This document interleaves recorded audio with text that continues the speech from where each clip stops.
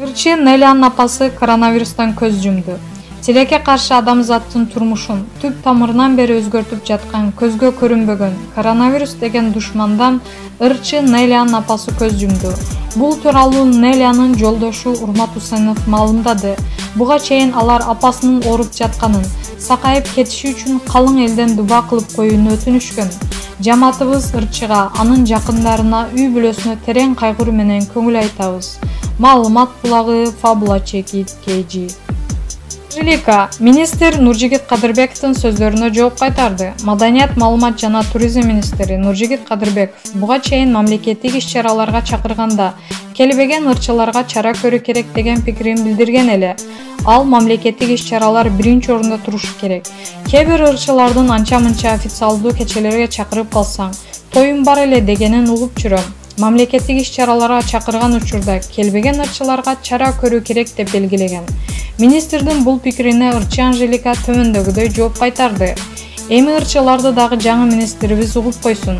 Бир суроо, концерттик зал куруу планда барбы?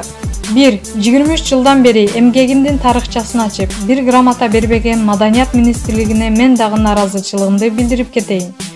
3. Ырчылар арасында бир дагы мамлекет тарабынан өткөн концерттерге температура болсок дагы, жаңы төрөсөк дагы, COVID-19 болсок дагы чакыруудан калбай барып жатабыз.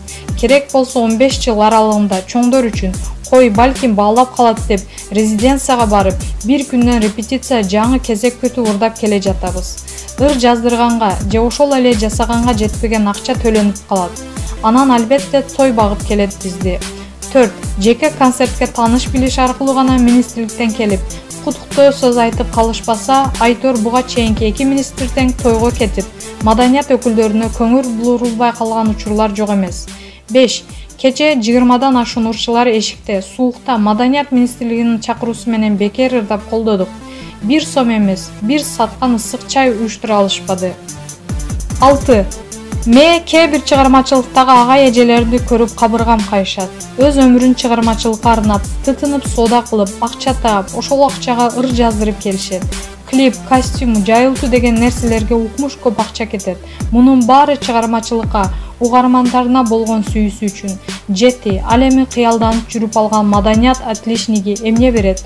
100/1 арзандатуу бир жерге берилсечи, 8 чара көргөндөй мамлекеттик кызматкер болуп, айлык алып жатабызбы? Мамлекеттин же министрликтин каттоосунан тастыктоочу күбөлүк алыптырбызбы?